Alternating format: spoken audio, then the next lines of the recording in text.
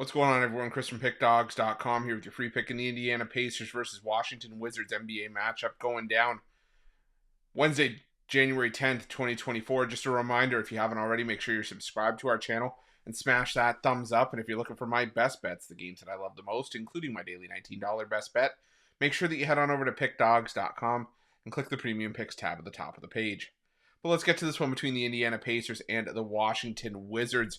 And the Indiana Pacers coming into this game with a record of 21-16 on the year after picking up a 133-131 win at home over the Boston Celtics. Meanwhile, the Washington Wizards 6-30 on the year, 17-18-1 against the number this season after a 136-128 loss at home at the hands of the Oklahoma City Thunder, and it's now a 5-game losing streak for the Wizards and losses in 8 of their last 9.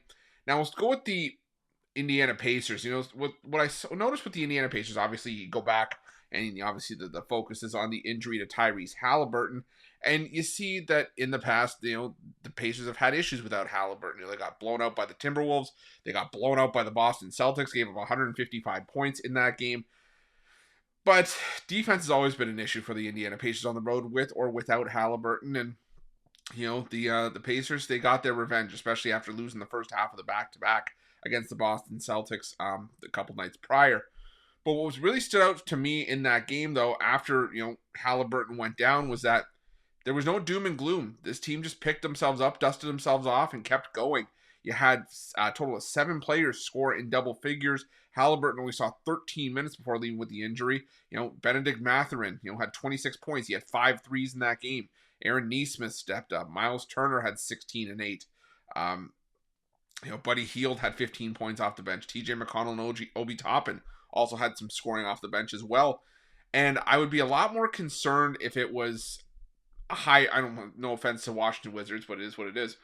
I'd be a lot more concerned if it was a higher end opponent that was, on deck for Indiana right after the Halliburton injury. But it's the Washington Wizards, a team that struggled with defense all year long, and a team that's going to continue to struggle with defense as we progress throughout the season.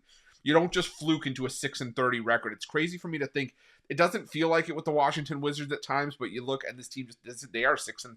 They're really not playing well this season. And I think it's honestly going to get worse for the Wizards before it gets better. I need to see the Wizards show some signs of life before I can even trust them against a Halliburton-less Indiana Pacers team that, like I said, showed me something against the Boston Celtics. So I'm going to go with the Indiana Pacers in this one. I'm going to lay the 8 points, and that's going to be my free pick. But just a reminder, if you haven't already, make sure you're subscribed to our channel and smash that thumbs up. And if you're looking for my best bets, you can find those at Pickdawgz Premium.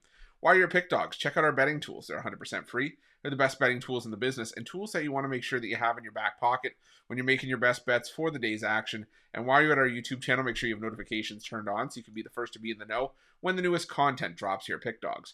Thanks for watching. See you guys soon.